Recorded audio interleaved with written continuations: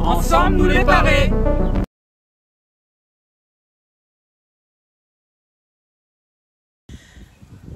Au PESA-Tout, par nature, la crise déstabilise l'organisation de notre association, l'organisation du quotidien.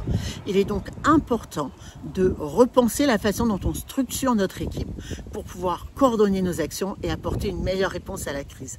Et nous allons voir tout ça avec Danilo. Ce qu'on a dit en amont, on doit se structurer, c'est-à-dire qu'il y a des personnes qui ont des rôles bien définis, donc à nous, au sein de l'association, de pouvoir donner des rôles à chacun, qui va s'organiser pour faire le bilan, le constat de tout ce qu'on a à mettre dans la pièce, quels sont les moyens de communication que l'on dispose, la radio, le téléphone, est-ce qu'on peut se déplacer, si on est par exemple dans un immeuble, on peut se déplacer, aller voir les gens qui ont en difficulté ou autre. Donc ça, c'est les moyens de communication qu'on doit mettre en place, un moyen de communication qu'on doit prévoir même en cas de perte de réseau téléphonique ou de cas de perte d'électricité, comment on peut prévenir les gens par des moyens peut-être simples, hein, un exemple, un coup de sifflet ou une corne de brume, voilà, un moyen de prévenir qu'il y a un problème, qu'il y a une catastrophe. Et cette structuration que l'on va faire auprès de l'association, il faut que ce soit quelque chose qui va durer dans le temps. Parce qu'une association, on le sait très bien, ça évolue, ça bouge, les gens se déplacent, changent, mais il faut que le PMUS reste et qu'on puisse s'approprier, le faire évoluer en cas où, et aussi organiser de manière à ce que les gens puissent faire la passation avec les autres qui rentrent et qu'il y ait cette continuité et cette évolution de cette structuration.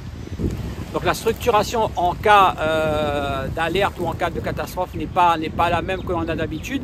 Non, parce que c'est quelque chose que l'on va mettre en place un peu plus approfondi. C'est-à-dire que chacun aura un rôle avec une personne en secours, si la personne ne peut pas le faire. Donc la personne en secours sera là, connaîtra aussi comment ça se déroule, pour que l'on puisse avoir toujours quelqu'un qui puisse répondre au mieux à la demande en cas de catastrophe. C'est-à-dire que si je suis la présidente ou le président de l'association et que je ne peux pas, que je peux pas être là, mais l'équipe, elle sera préparée. On aura fait le nécessaire auprès d'elle, des connaissances qu'elle doit avoir pour pouvoir continuer et donner le service que les adhérents ou la population aux alentours puissent profiter. Dans le guide à la page 14, la fiche bleu foncé est celle qui va permettre de structurer l'équipe de coordination et de réponse. Son objectif est de vous accompagner à assurer votre capacité de coordination et de mise en œuvre de votre PMUS. Vous pourrez ensuite complétez la page 8 du Canva avec la liste des personnes qui constituent votre équipe de coordination. L'annexe 5 vous propose un exemple de liste des fonctions et de responsables des mesures d'urgence et de solidarité.